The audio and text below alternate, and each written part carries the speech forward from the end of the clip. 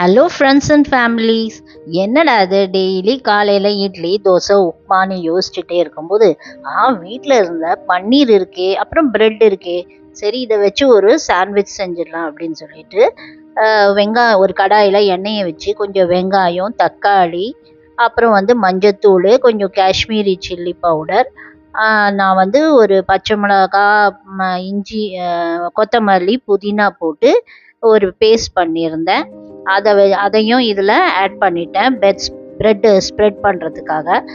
அதையும் இதில் போட்டுட்டு நல்லா கொஞ்ச நேரம் வதக்கிட்டு நம்ம வீட்லேயே பண்ணி வச்சுருந்த பன்னீரை நல்லா உதுத்து அதில் போட்டு ஒரு ஸ்டஃப் மாதிரி ரெடி பண்ணிட்டேங்க.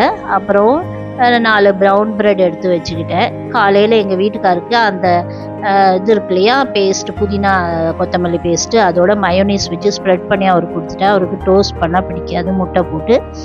ஸோ நான் இதை அப்படியே ப்ரெட்டில் இதை ஸ்டஃப் பண்ணிவிட்டு மூடி 2 நான் ஸ்லைஸ் ப்ரெட்டு, அதாவது 2 ஸ்டஃப் ப்ரெட்டு ரெடி பண்ணிவிட்டு நம்ம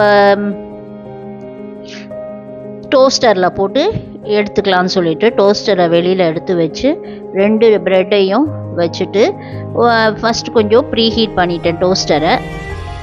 அப்படியே ப்ரெட்டை வச்சுட்டு நல்லா மூடி ஒரு 2-3 மினிட்ஸ் அந்த ரெடின்னு ஒரு பட்டன் வந்துடும் இல்லையா, க்ரீன் கலர் பட்டன், அது எரிஞ்ச உடனே அதை ஆஃப் பண்ணிவிட்டு திறந்து பார்த்தா சூப்பரான ப்ரெட் டோஸ்ட் ரெடி ஆயிடுச்சுங்க. எனக்கு இந்த மாதிரி ஸ்டஃப் பண்ணி சாப்பிட்றது தான் எனக்கு ரொம்ப பிடிக்கும்.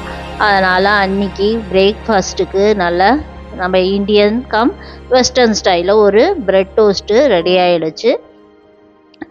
நம்மளுக்கு ஒரு சேஞ்ச் இருந்த மாதிரியும் இருந்துச்சு.